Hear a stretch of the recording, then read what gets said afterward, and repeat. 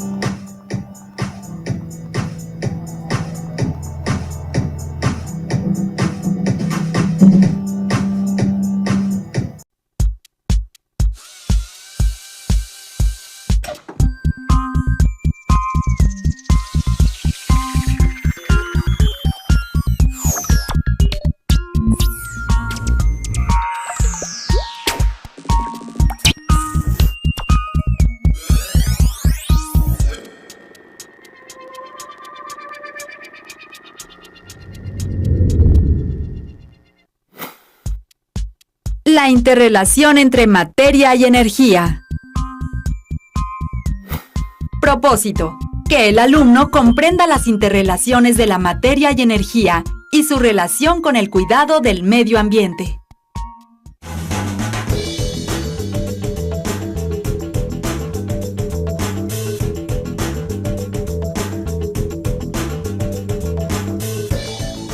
Hola chavas y chavos, ¿cómo están?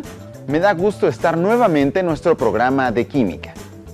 En este segundo programa revisaremos algunos aspectos de lo que en ocasiones suena enigmático y misterioso, pues no se ve ni se oye, pero se siente y es lo que desencadena todos los cambios en el universo, y también suele ser el resultado de los cambios que ocurren en la materia.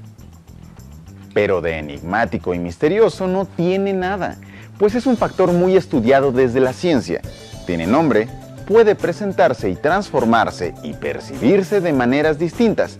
También puede almacenarse, distribuirse, ahorrarse y medirse. Sin ella los objetos no se mueven, los reactivos no reaccionan. La percibimos como calor, es conducida por cables, se almacena en baterías y se transforma en luz. ¿No adivinan de qué se trata? ¡Claro! Es la energía. La energía es una propiedad de la materia y su entorno, es decir, no es una sustancia, y se define como la capacidad de producir trabajo, es decir, de provocar cambios en la materia, ya sean estos físicos como el movimiento o químicos como la combustión de un cerillo. Actualmente, los seres humanos sostenemos nuestro estilo de vida con base en la producción de energía eléctrica, y la que se obtiene de combustibles fósiles como el carbón y los derivados del petróleo. Pero la forma en la que se produce esta energía de manera masiva contamina nuestro ambiente. En este programa revisaremos, entre otros aspectos muy interesantes, cuáles son las fuentes de energía contaminantes y cuáles son las alternativas limpias. Interesante, ¿verdad? Entonces, empecemos.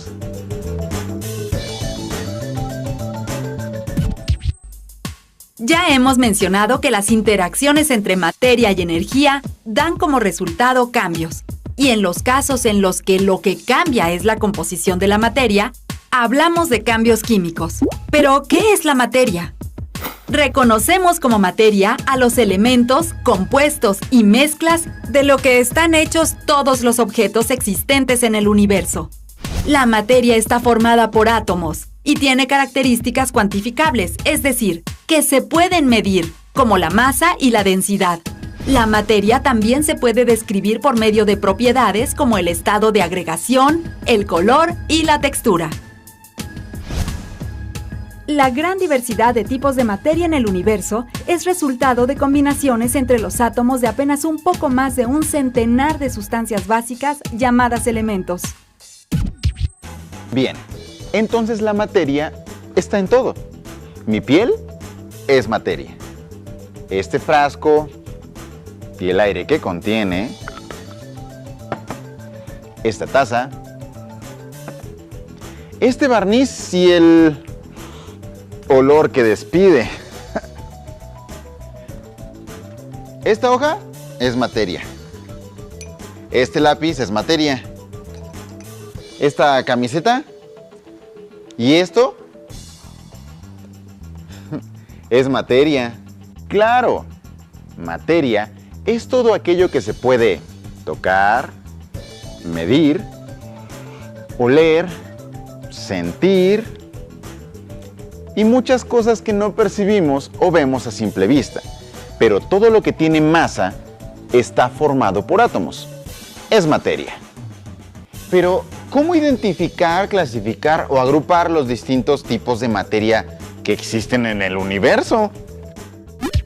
Cada tipo de materia o sustancia tiene una composición determinada y esta le proporciona características o propiedades que permiten identificarla y diferenciarla de otros tipos de materia.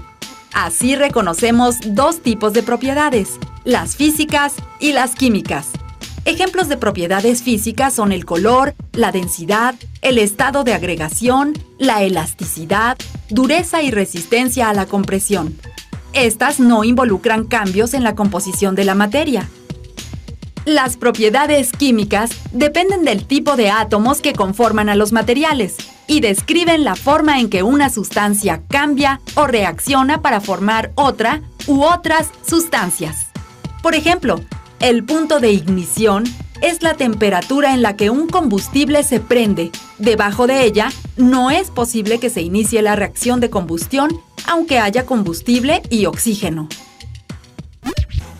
Algunas de las propiedades físicas como el color, la forma, el olor y el estado de agregación, es decir, si es sólido, líquido o gas, se les conoce como propiedades cualitativas. Pues no se miden y nos indican una cualidad, ¿cierto? Propiedades físicas, químicas, cualitativas. Es fácil identificarlas. Ya verás. A ver, comprobemos qué tan fácil. ¿Esos cristales blancos qué son? ¿Sal? ¿Azúcar? ¿O alguna otra cosa? ¿Y eso? ¿Es azúcar pintada u otra sustancia? Bueno, en este caso, pues, puedo probarlas y ya. ¡No! Eso no es posible, pues no sabes qué son y pueden ser tóxicas. Por ejemplo, los venenosos cristales azules de sulfato de cobre son similares al azúcar coloreada. Si los pruebas, pueden afectar tu salud. Bueno, pues los reconocí bien como sustancias sólidas.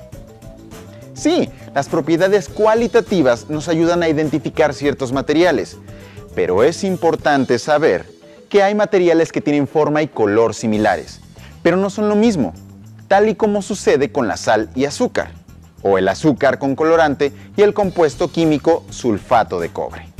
¿Y entonces qué hacemos para saber de qué sustancia se trata? ¿Medirlas? Por su parte, las propiedades cuantitativas, que se expresan en números y unidades de medida, también permiten identificar y diferenciar cada tipo de materia. Algunas de las propiedades cuantitativas son independientes de la cantidad de materia, es decir, unos cuantos gramos de un material o toneladas del mismo tienen las mismas propiedades. A este tipo de propiedades se les llama propiedades intensivas. Ejemplo de ellas son la densidad, la temperatura de fusión, la temperatura de ebullición, la viscosidad, la solubilidad y la conductividad. Por el contrario, las propiedades extensivas sí dependen de la cantidad de sustancia examinada. No tienen las mismas propiedades, digamos, una cucharada de sal que un costal de sal. Ejemplo de estas propiedades son la masa, que mide la cantidad de materia contenida en un cuerpo, y el volumen, que mide el espacio que ocupa. Efectivamente, podemos medir ciertas propiedades de la materia. Entonces, voy a empezar a medir. Espera, ¿qué vas a hacer? Primero tienes que determinar qué vas a medir y, de acuerdo con algunas propiedades de tu muestra de materia, decides qué instrumento vas a utilizar y cómo lo vas a hacer. Voy a medir lo que hay en este vaso. Creo que es agua. Si vas a medir el volumen de un líquido, una cinta métrica no es lo más adecuado, aunque pudieras calcular el volumen. Es más fácil usar un recipiente que tenga una graduación numérica, como un vaso de precipitados o una probeta. Pero si lo que quiero medir es el volumen del jugo que me voy a tomar o la cantidad de azúcar que le voy a poner a mi café, pues no es lo mismo, porque un material es líquido y el otro sólido. Pero fíjate cómo en nuestra vida diaria usamos las propiedades de la materia para medir materiales. Por ejemplo, en la cocina, al hacer un pastel, mides el volumen de la leche o del agua con un recipiente graduado, y con una balanza mides la masa de sal, del azúcar o de la harina que necesitas. Eso es cierto, pero entonces para conocer el volumen uso recipientes graduados. Y para conocer la masa, uso una balanza. Para medir algunas propiedades de los materiales hay diferentes instrumentos, como los termómetros para temperaturas, la balanza para la masa y para el volumen recipientes graduados. Importante, para comparar dos cantidades es necesario usar las mismas unidades de medida. Por ejemplo, si queremos salir de viaje y averiguamos que la temperatura ambiente del lugar a donde vamos es de 40 grados, más vale averiguar si son Celsius o Fahrenheit. Cualquier cambio en la materia ocurre con la intervención de la energía. Estos cambios se clasifican en físicos y químicos. Se distinguen unos de otros en que en los físicos no se altera la composición de la materia. Por ejemplo, el agua cambia de sólido a gas con la intervención del calor, pero el vapor sigue siendo agua. Por su parte, los cambios químicos implican la transformación de una sustancia en otra diferente. En las transformaciones químicas generalmente se pueden observar cambios físicos acompañados de emisión de fuego, desprendimiento de gases, cambio de color, entre muchas otras. Por ejemplo, al quemar papel, ocurre la reacción química entre el papel y el oxígeno del aire. Esta reacción se activa mediante la energía calorífica que proporciona el fuego. Observamos desprendimiento de calor y luz, y el blanco papel se transforma en cenizas, y se desprende dióxido de carbono, vapor de agua y partículas de carbón, que es lo que conforma al humo. En ocasiones sucede el cambio químico y no se percibe más que con pruebas químicas. Cada estado de agregación de la materia presenta propiedades diferentes. Observemos algunas de ellas. Vean, el aire que contiene este globo es una mezcla de gases. Con esto, demuestro que el aire no tiene forma ni volumen fijos. Observen cómo se ajusta al volumen y forma del recipiente que lo contiene. En este caso, el globo. Los gases pueden comprimirse y ocupar un volumen más pequeño o expandirse y ocupar uno mayor.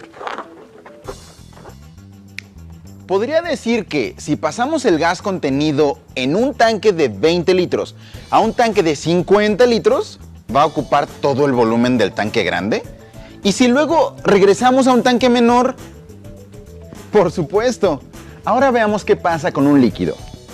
Al vaciar 1 litro de agua en un recipiente más pequeño,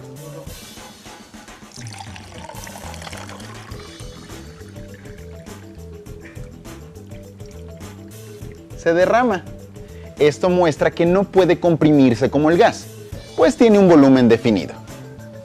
Pero también la forma del recipiente que lo contiene. Si vierto a este recipiente esférico,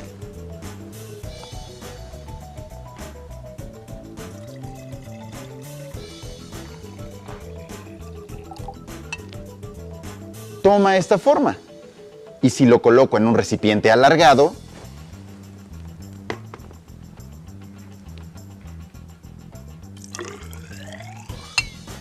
también se adapta.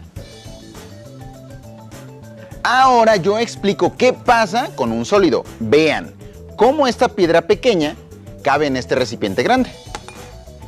Y cómo esta grande logra entrar al recipiente pequeño.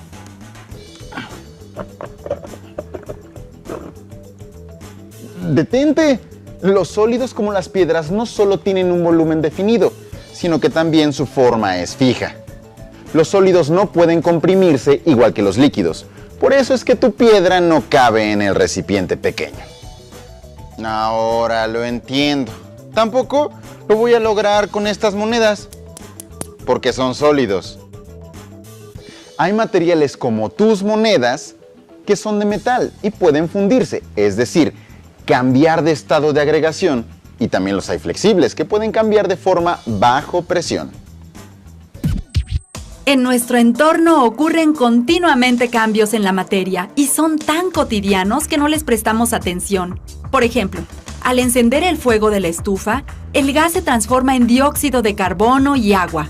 Este cambio emite calor con el que calentamos la sartén en donde freímos un huevo.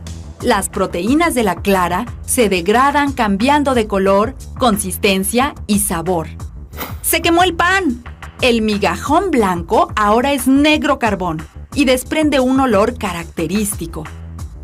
Calentamos agua para el té y detectamos que está a la temperatura deseada en el momento en el que vemos que empieza a cambiar de estado y sale vapor. Las funciones de nuestro organismo, con las que se conserva la vida, también se llevan a cabo mediante transformaciones de la materia que nos conforma y de la que ingresa a nuestro cuerpo, con procesos como la digestión y respiración. En el aparato digestivo, los alimentos reaccionan químicamente con los jugos digestivos. Se separan los diversos componentes que llamamos nutrimentos y estos, a su vez, se aprovechan en la producción de energía y materia con la que se construye el organismo. Los químicos investigan los cambios físicos y químicos para obtener nuevos conocimientos y mejorar los materiales existentes o producir nuevos, así como para conocer mejor cómo funciona nuestro cuerpo e incidir en la prevención de enfermedades, su tratamiento y curación. Esto me recuerda a la ley que dice: la materia no se crea ni se destruye, solo se transforma. O sea, que si yo dejo aquí mi manzana, ¿se va a transformar? Claro, se pone café, se oxida. Esto es que reacciona con el oxígeno del aire. Mira. A ver, dime, ¿el crecimiento de esta planta es un cambio químico o físico? Lo vemos como un cambio físico, pero implica muchos cambios químicos en las células de la planta, los que ocurren durante su nutrición a través de la fotosíntesis, respiración y reproducción celular, sin las que no podría crecer. Tú también puedes decidir si los cambios que percibes en tu ambiente son físicos o químicos. Medicamentos, detergentes, jabones, tintas, papel, plásticos, telas sintéticas, cosméticos, saborizantes, conservadores, entre otros, son productos que forman parte de nuestra actual forma de vida y empleamos de manera cotidiana. Todos ellos son elaborados por la industria química. Para fabricarlos se utilizan recursos naturales como agua, vegetación, minerales y, en todos los procesos, energía.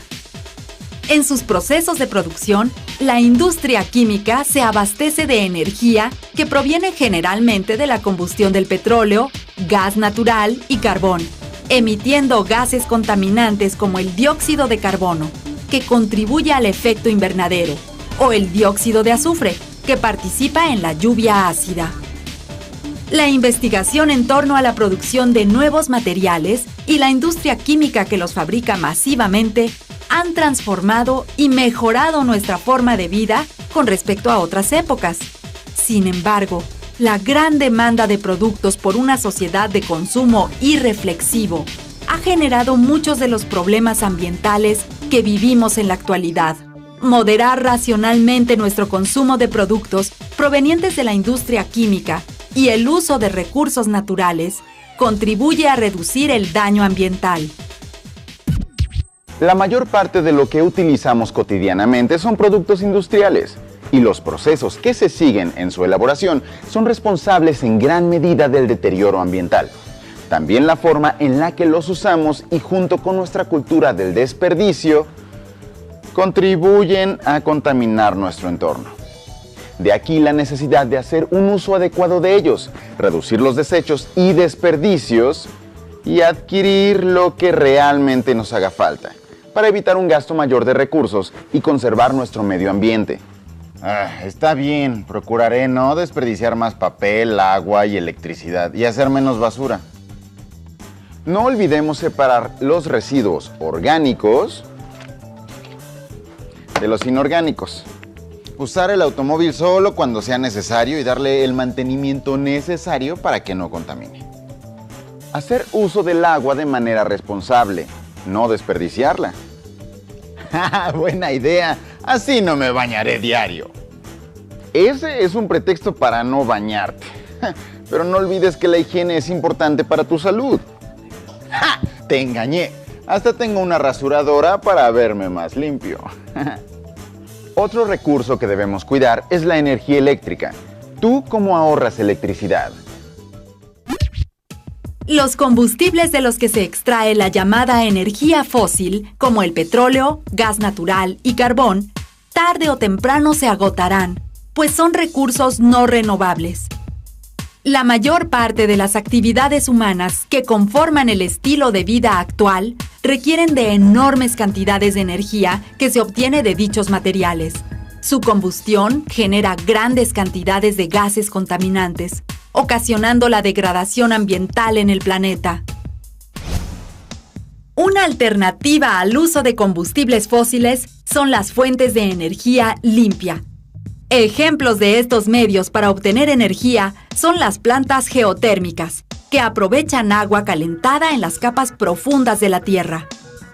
Las plantas eólicas, en donde se produce energía a través del movimiento del viento. Las hidroeléctricas, que generan energía con el movimiento de cuerpos de agua. Y las celdas solares, que transforman la energía luminosa en formas útiles a las actividades humanas. Con el uso de estas fuentes de energía, cuidamos nuestro ambiente, al no contaminarlo, y evitamos agotar los recursos naturales. Afortunadamente, nuestro país tiene una gran extensión de zonas áridas y una amplia zona costera. Lugares donde abundan los recursos como el sol y el viento, condiciones favorables para la incorporación de las energías limpias. En cuanto a energía geotérmica, México ocupa el tercer lugar mundial en producción de este tipo de energía. A mí me da gusto saber que en nuestro México se produce energía limpia y así cuidamos mejor nuestro medio ambiente. ¿No crees? Si yo soplo y soplo este reguilete, ¿podré producir energía eólica? No, así gastas mucha más energía que la que produces. Se necesita mucho viento y otra infraestructura, no un reguilete pequeño. Sabemos que no es sencillo. Las inversiones son muy grandes para construir la infraestructura, aunque también es cuestión de disposición de las autoridades para incrementar la energía limpia. Por cierto, ¿en dónde se han instalado plantas de energía renovable? En Hidalgo, Michoacán, Sonora, Baja California, Oaxaca. Es bueno saber que el país se preocupa por usar energías limpias. Bueno, me despido y ahora ya sabes que la química, a través del estudio de la materia y transformaciones, forma parte de nuestra vida cotidiana y que lo que aprendes día con día puedes aplicarlo en tu vida común. Hasta pronto.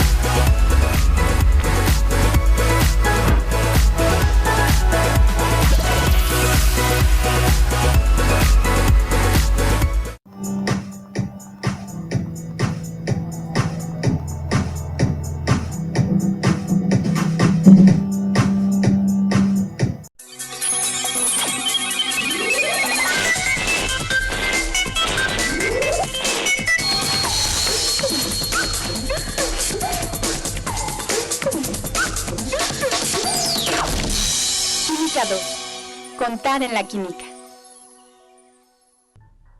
Bienvenidos al curso de Química para segundo grado, en donde mostraremos algunos de los cimientos de esta ciencia, que tiene como objetivo explicar los fenómenos en los que cambia la estructura interna de la materia. En este bloque contaremos, y contar es fácil con objetos grandes. Podemos contar personas en un salón de clases, hojas en un cuaderno, cuadros en un museo, pero veremos cómo los químicos deben contarlo muy pequeño, los átomos. Eso está difícil. Para empezar, vamos a entender un principio fundamental de la química, la ley de la conservación de la masa.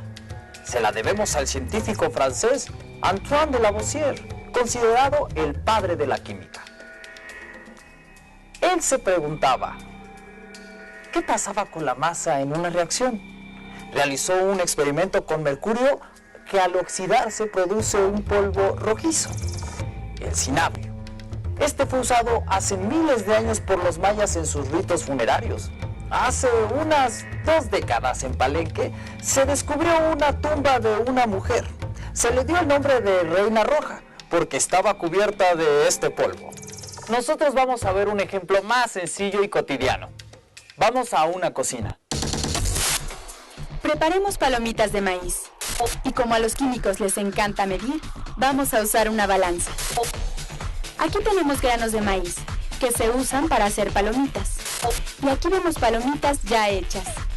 Vemos que son muy diferentes. Ha ocurrido una reacción química en el proceso. El microondas se utiliza en muchas casas con frecuencia, así que lo vamos a usar para preparar nuestras palomitas. Tenemos 2 sobres de granos listos para producir palomitas. Tienen el mismo peso en la balanza.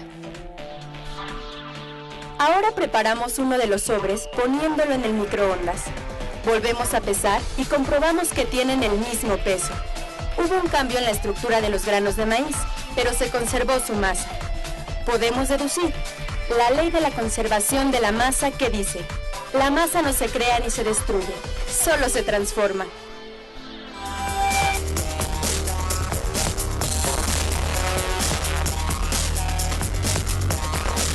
Esta ley rige todas las reacciones, aunque a veces no es tan fácil demostrarlo y necesitamos hacer las reacciones en sistemas cerrados. Esto se debe a que en muchas reacciones están involucrados gases que no vemos, pero que están presentes en los experimentos. Un ejemplo que todos hemos visto es un tronco de madera que se quema. Si pesamos el tronco antes de la reacción de combustión y pesamos las cenizas que resultan del proceso, el peso no es el mismo. El error es no considerar componentes que no vemos. Se sabe que en la reacción interviene el oxígeno del aire para que se lleve a cabo, pero también hay gases que se desprenden como el dióxido de carbono y el agua. Esta última normalmente se evapora por el calor que genera la reacción. Preguntémonos, ¿qué hacen los químicos? Muy sencillo, ponen cosas a reaccionar. En el camino se dieron cuenta que para producir un compuesto se debían poner una cantidad específica de ingredientes. Vayamos de nuevo a la cocina. En esta ocasión, prepararemos algo muy rico, un pastel. ¿Qué debemos hacer? Seguimos una receta que nos dice la cantidad exacta de cada ingrediente. Si la seguimos con cuidado, siempre obtendremos el mismo pastel con el mismo sabor. Los químicos, en particular John Dalton, reconocido por su teoría atómica, hicieron experimentos poniendo a reaccionar elementos que se transforman en compuestos. Vieron que dependiendo de la cantidad inicial de cada elemento a reaccionar, al final se tenía el producto y a veces sobraba algún elemento. Tras muchos ensayos midiendo la masa de sus reactivos y productos, en cualquier compuesto químico, los elementos se combinan con una proporción definida de sus masas. Por ejemplo, para formar agua, siempre se requiere de una proporción en masa de 8 de oxígeno por 1 de hidrógeno. Si lo hacemos en gramos y ponemos 8 gramos de oxígeno y 1 de hidrógeno, obtendremos 9 gramos de agua. Cada compuesto tiene una proporción definida de los elementos que la conforman, pero a veces en los mismos elementos se obtienen productos diferentes. Esta persona tiene una herida. Primero la lava con agua, después se pone agua oxigenada y podemos observar que se producen burbujas.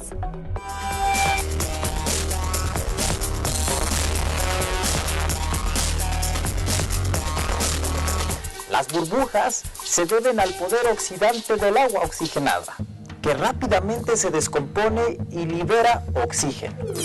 En la herida se usaron 2 compuestos, el agua cuya fórmula es H2O y agua oxigenada H2O2.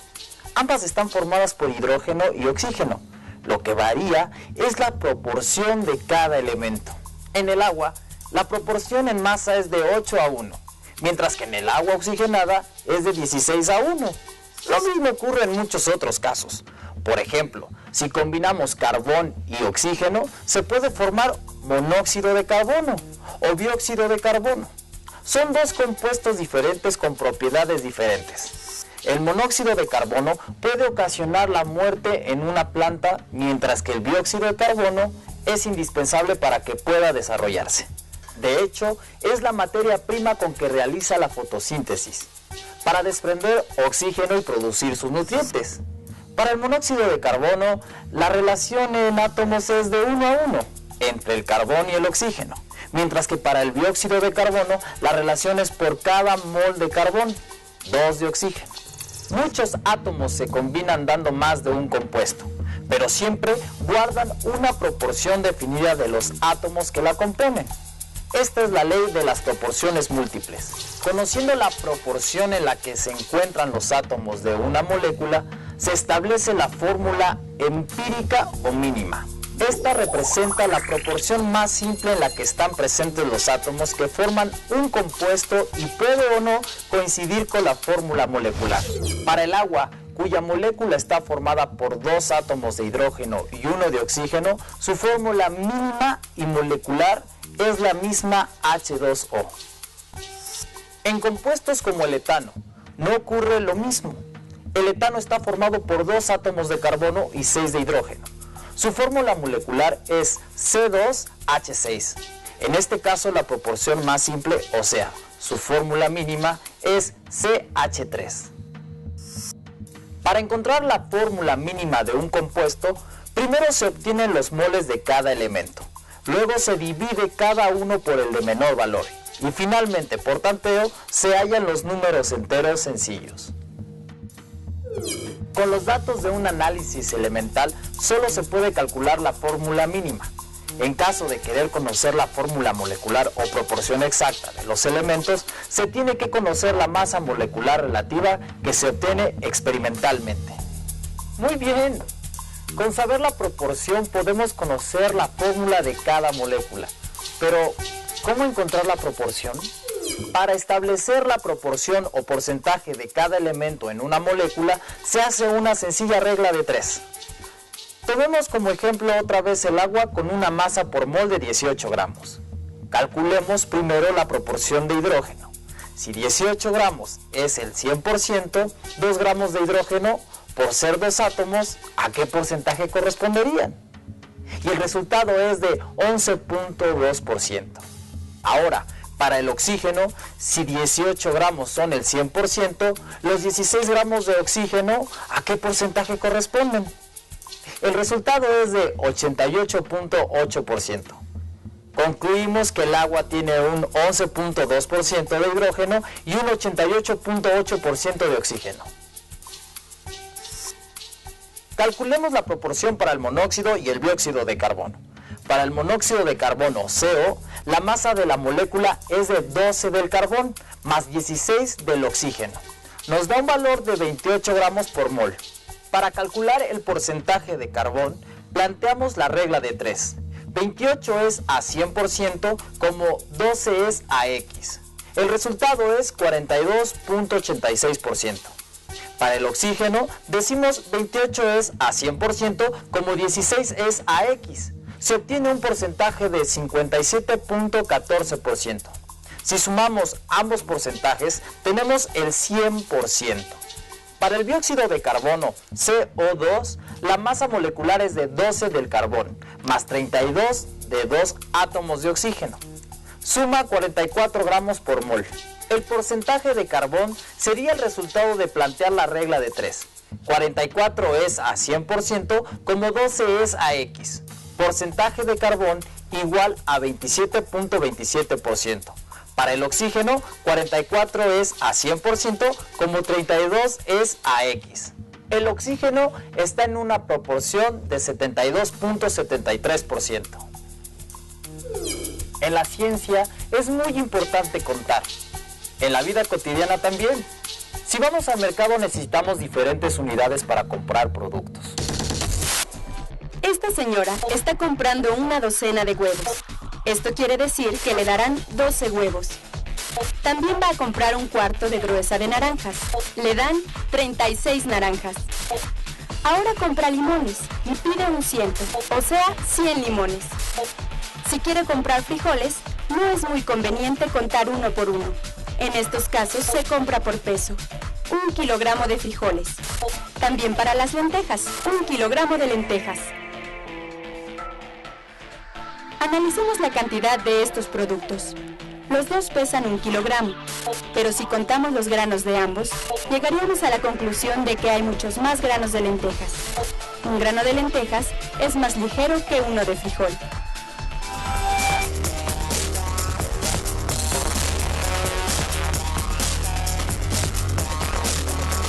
Pesar y contar semillas es relativamente sencillo. Pero imagina que quieres contar granos de azúcar. Sería difícil porque son más pequeños. Con los átomos se complica aún más, porque son muy pequeños. Así que hay que hacerlo de forma indirecta.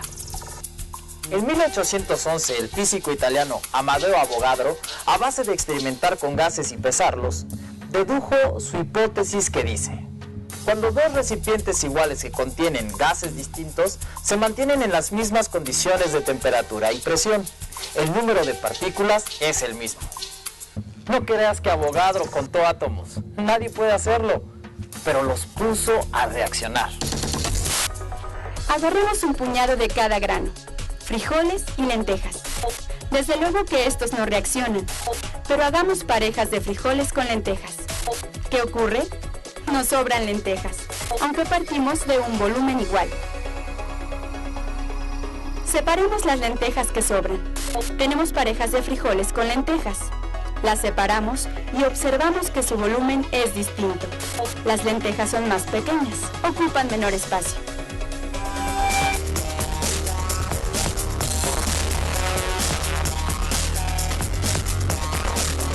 Más o menos esto fue lo que hizo Avogadro. En sus experimentos, los gases reaccionaban para dar lugar a compuestos químicos.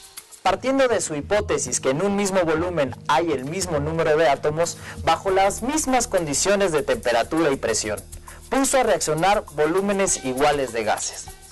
Por ejemplo, un volumen de hidrógeno reacciona exactamente con uno de cloro para dar ácido clorhídrico. Al comparar sus masas, observó que la masa de cloro era 35 veces más pesada. La relación en volumen es 1 a 1, pero en masa es de 35 a 1.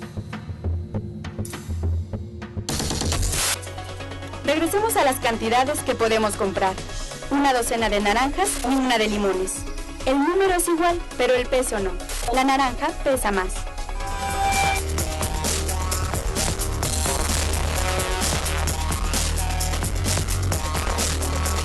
Si las naranjas y los limones fueran gases y se comportaran como gases, no como sólidos, entonces ocuparían el mismo volumen. El hidrógeno es el gas más ligero, así que se le asignó el valor de 1 UMA, que quiere decir unidad de masa atómica. Comparando masas con volúmenes iguales de otros gases, se obtuvieron las masas para los demás elementos. Con la del cloro, 35.5 veces mayor. Con el del oxígeno, 16 veces mayor. También de forma indirecta, los científicos lograron contar el número de átomos. Se le llamó número de Avogadro, en honor al físico italiano. El valor que se obtuvo fue que en 1 gramo de hidrógeno hay 6.022 por 10 a la 23 átomos de hidrógeno, o sea, 6.022 y 20 ceros. Un número extraordinariamente grande para contar lo extraordinariamente pequeño. A este número tan importante para la química se le dio el nombre de mol. Así que un mol de cualquier cosa es de 6.022 por 10 a la 23 unidades de lo mismo. Y podemos tener un mol de lo que queramos. Para darnos una idea de lo grande que es este número, veamos qué pasaría si tuviéramos un mol de libros. O sea, un número de libros igual al número de Avogadro.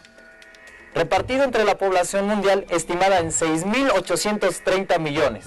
Le correspondería a cada persona del planeta 8.8 por 10 a la 13 libros. Son muchos millones de libros por persona. En la actualidad, de acuerdo al Sistema Internacional de Unidades, se estableció la masa de cada átomo tomando como referencia el isótopo 12 del carbono. Se le asignó un valor de 12 UMAs. Por comparación con la masa atómica del carbono 12, se obtienen todas las masas atómicas de los elementos contenidos en la tabla periódica. El mol, Ese número gigantesco relaciona el número de átomos con la masa atómica. Por ello se dice que un mol es igual a la masa atómica expresada en gramos. Ahora puedes entender por qué los químicos usan el mol para contar átomos y por qué no puedes pedir un mol de naranjas en el mercado. Regresemos a la cocina. Por un lado tenemos los ingredientes con los que se prepara un pastel. Y tenemos el pastel después de horneado. La diferencia es que al poner los ingredientes en el horno, sucede una reacción química entre ellos. La materia cambia, se transforma. Tengo la misma cantidad de material antes y después, pero ha cambiado. Han ocurrido cambios químicos.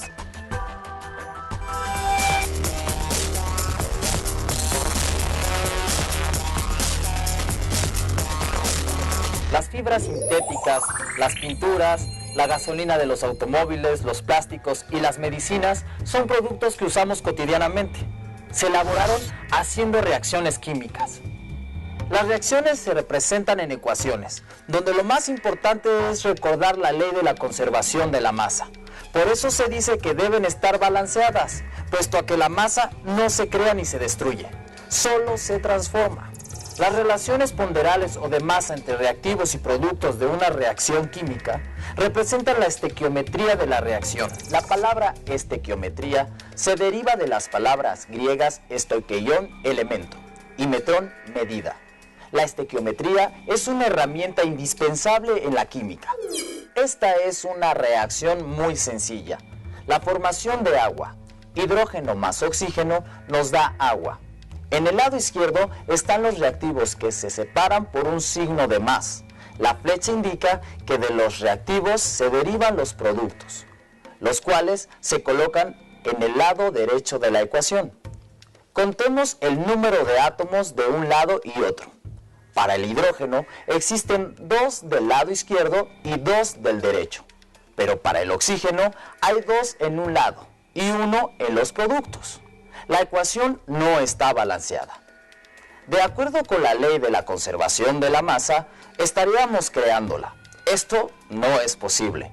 Para balancear una ecuación química, debemos introducir coeficientes a la izquierda de cada molécula hasta que tengamos la misma cantidad de átomos en un lado y otro. En nuestro ejemplo, si ponemos un coeficiente 2 en el hidrógeno de los reactivos y un 2 en la molécula de agua del producto, y volvemos a contar, tenemos 4 átomos de hidrógeno y 2 de oxígeno en ambos lados. La harina para preparar este pastel no podemos contarla como podemos contar las piezas de huevo que se necesitan. La cantidad de harina que se debe añadir viene en las recetas como un peso y tenemos que usar una báscula si queremos ser exactos.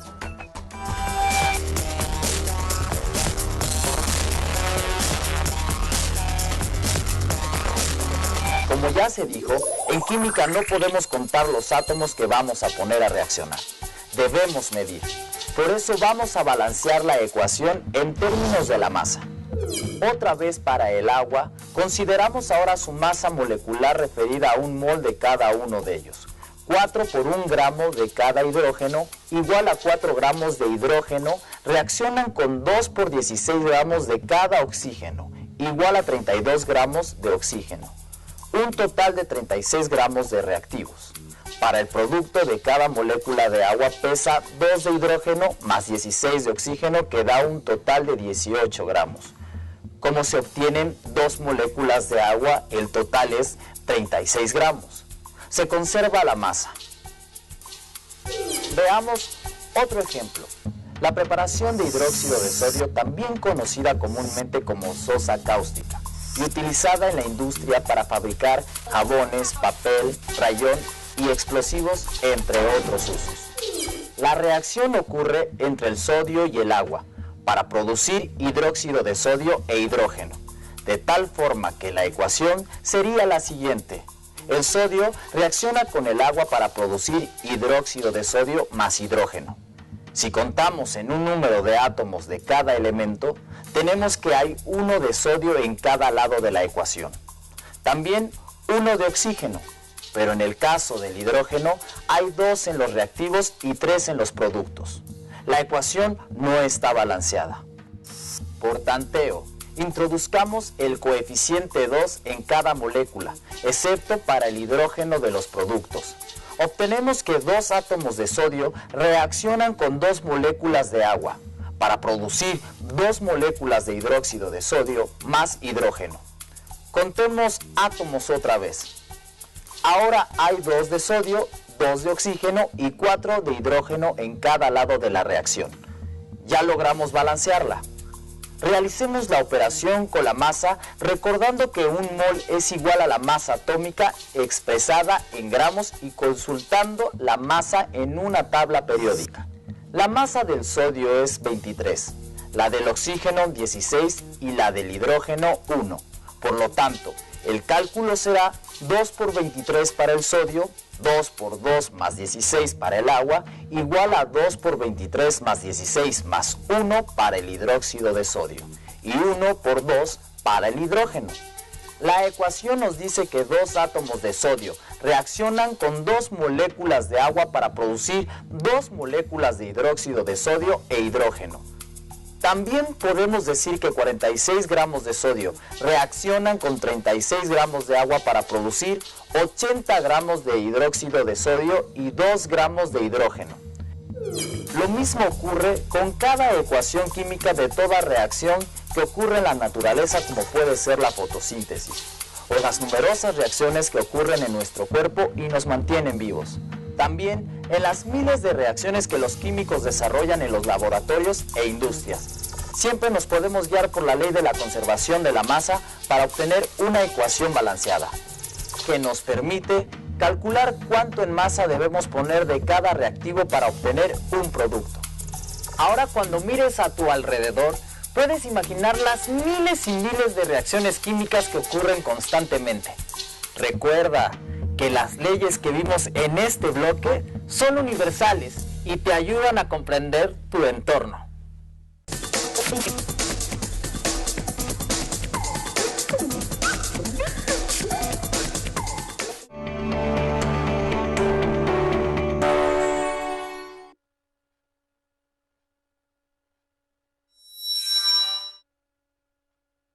Hola, buenos días, soy Magali Guzmán y soy intérprete de lengua de señas.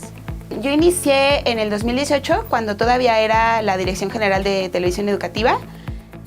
La inclusión educativa creo que permea a todos, desde los grupos minoritarios que han estado, que por mucho tiempo han sido excluidos, y al mismo tiempo creo que para todos los demás niños el ver que hay otras cosas diferentes, que no todo es como lo que ellos conocen, como lo que se conoce como normal, y que lo puedan comprender y que lo puedan vivir desde chiquitos, eso es muy importante.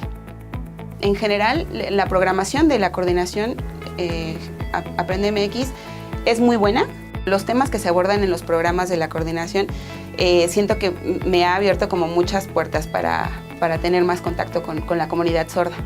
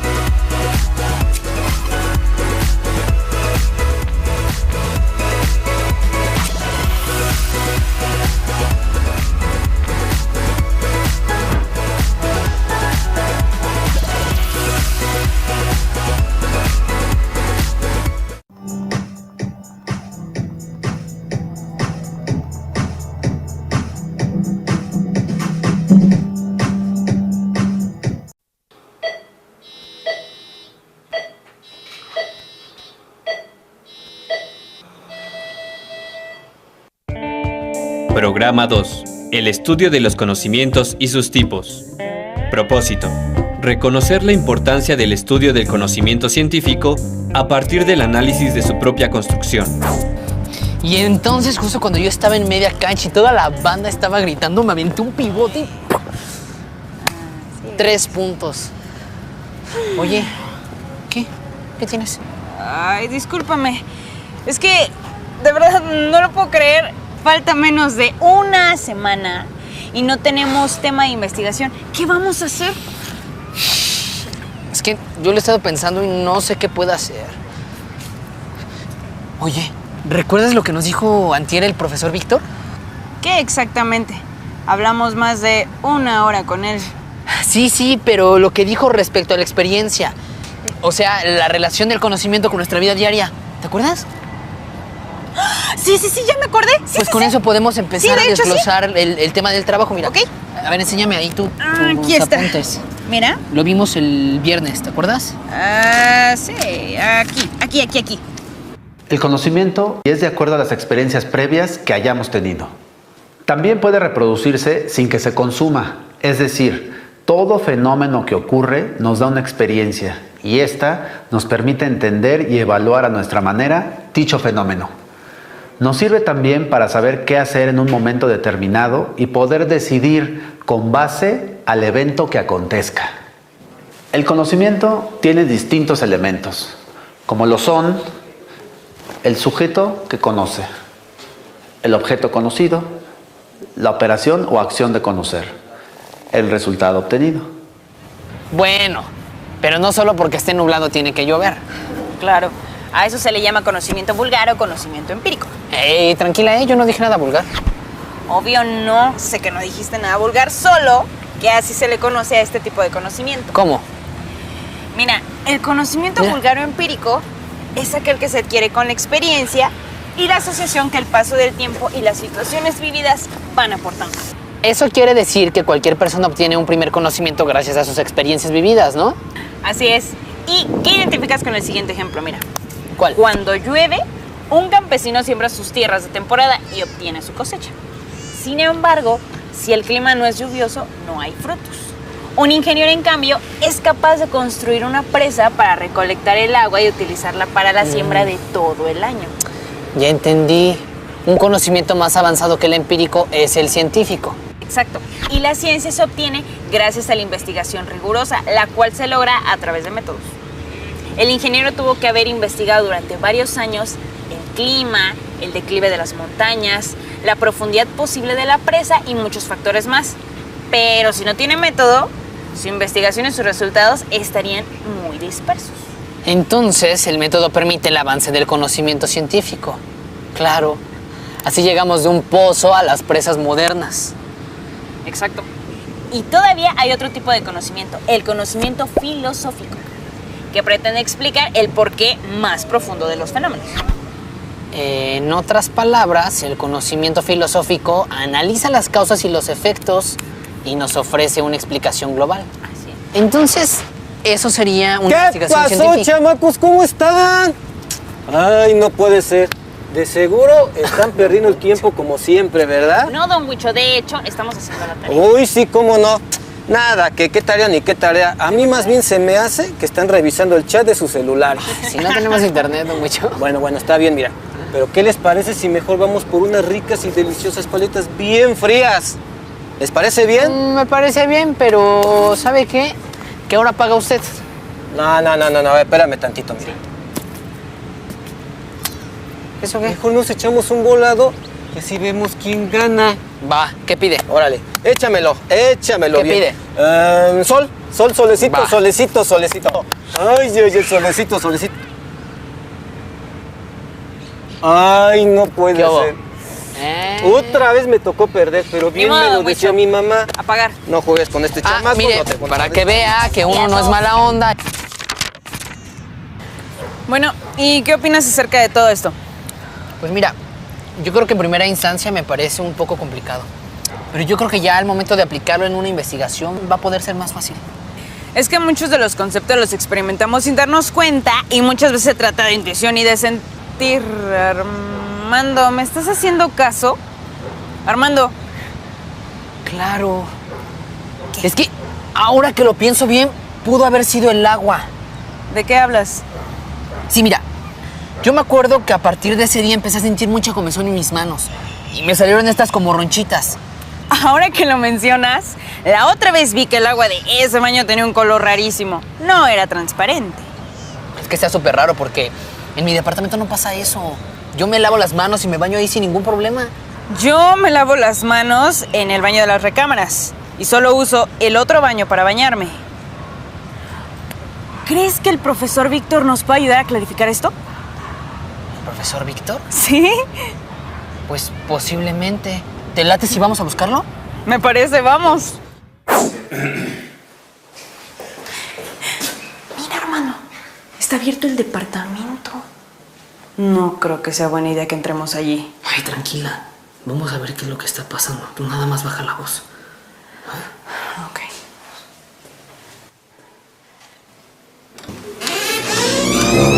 Silencio. Creo que hay alguien aquí. Te dije que era una pésima idea. Ya me quiero ir. Espera.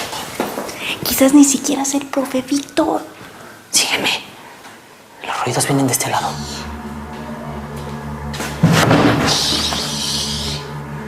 No te muevas, voy a investigar. No me dejes aquí. Armando, te estoy hablando. Cállate. Mira, se nos sombra ahí, Armando. ¿Quién está ahí? ¡Ay! ¡Ay! ¡Don Huicho! Ay, pues claro que soy yo. Ni modo que quién, chamaco. Oye, pero ¿ustedes qué hacen aquí? ¿Por qué están aquí adentro? Esto es propiedad ajena y no pueden estar aquí. Lo mismo le preguntamos a usted, ¿qué hace aquí? Nosotros vinimos a buscar al profe Víctor para consultarle algo de nuestra tarea. Ay, niña, pues estoy revisando la luz. De una vez les advierto. Con eso de que el profesor Víctor se está yendo a hacer sus investigaciones a otra parte de la República Mexicana, la mera verdad no sé cuándo va a llegar. Puede ser hoy, puede ser mañana, puede ser la próxima semana, pero la mera verdad no lo sé. Ah, no es cierto. No, eso no puede ser. Miren, es más, ya no me desconcentre en mi concentración y vámonos, aguacándola. Órale. Pero, don dejen Huicho, trabajar no a los invente. profesionales aquí. No, espérate. Ya sé. Mejor hagan algo bueno por don Huicho. Mire, voy a bajar a conectar el interruptor y mejor me avisan si llega la luz. ¿Les parece bien? Va. Bien, entonces, manito, yo sabía que podía contar con ustedes. Trabajo en equipo, chicos, trabajo en equipo, ¿sale? Así que ahorita vengo. Imagínate que no soy yo, que soy el otro hombre. Hay que aprovechar. ¿Ya viste a Blanca? Se parecen a las ronchas que me salieron. Oye, es cierto, son extremadamente parecidas. Nos las vamos a llevar.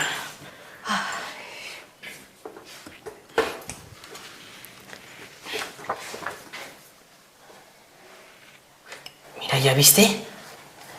Eso también se ve interesante. ¿Sabes qué? También conviene darle un vistazo. ¿Cómo crees? No podemos hacer eso. Ay, no sabemos cuándo regrese el profesor Víctor. Y esta información nos puede ser de gran utilidad. Cuando lo veamos, se lo regresamos y listo. ¡Ya aprendió, don Huicho! Vámonos, amiga, escóndete las cosas rápido. Corre. Bueno, ya tenemos las fotos y el cuaderno de anotaciones del profesor Víctor. Supongo que esto nos ayudará a comprender lo que estamos haciendo. Eso espero. Con esto podemos rastrear lo que el profe Víctor está investigando. ¿Te parece si le damos una ojeada para ver de qué se trata? Va. Vamos a necesitar café. A ver, déjame verlo. Yo conozco un poco sobre investigación y creo que podré leerlo y traducirlo para ti. Mira, aquí dice que está trabajando sobre el marco de una puerta. Y después aquí se justifica de algo que hizo. Y luego tiene algunos garabatos raros. Ay, se lo estás leyendo todo mal. Aquí no dice nada de eso. Interesante. Este cuaderno contiene datos muy importantes sobre la calidad del agua en otros estados, principalmente en Guerrero y en Nayarit. Pero también investiga el agua en esta colonia. Pero no entiendo algunas partes. A mí me intrigan estas fotos. Mira, aquí hay algunos señalamientos. Espera, aquí hay unas notas que hablan de una investigación sobre la contaminación del agua, pero no está terminada. ¿Crees que las fotos tengan algo que ver con lo mismo? Lo más conveniente es que lo comencemos a leer desde el principio para saber los pasos que Víctor realizó y así poder entender lo que sucede. A ver qué dice. Habla un poco sobre todo lo que han sido sus investigaciones. Eso es conocimiento empírico, ¿no? Así es. Aquí también dice que Parte importante de la investigación que realizó tenía un porqué y un para qué. Lo sabía. Razonamiento científico y conocimiento filosófico. Y que no solo la intuición lo llevó a desenmarañar el problema, sino que también necesitó observar y hacer pruebas. Eso se llama deducción e inducción. Sí, ya sé que lo sabes, Sherlock Holmes. Ay, pero no te alteres. Mira, tómate tu cafecito.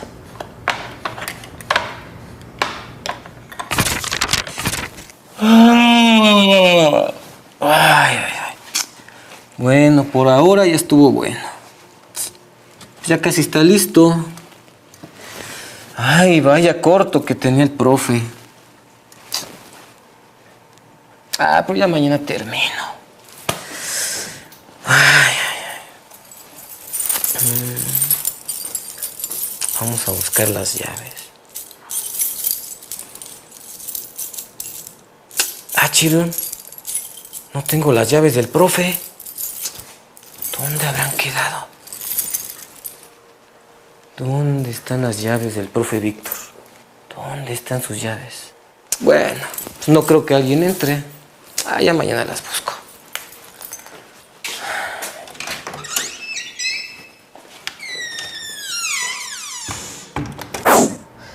Bueno, con todo esto que descubrimos hoy estoy más que confundido.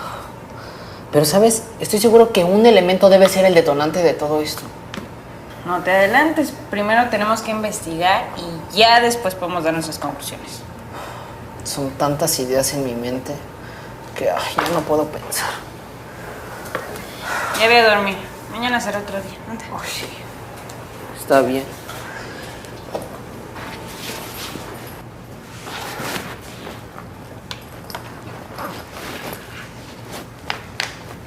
Armando, ¿las fotos? Las cuidas hasta mañana, Blanca.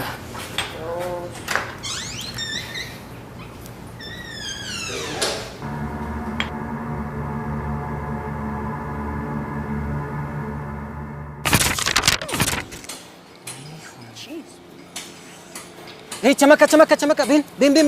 Don Huicho, ¿cómo está? ¿Ya leíste las noticias? Mira lo que le pasó al profe Víctor.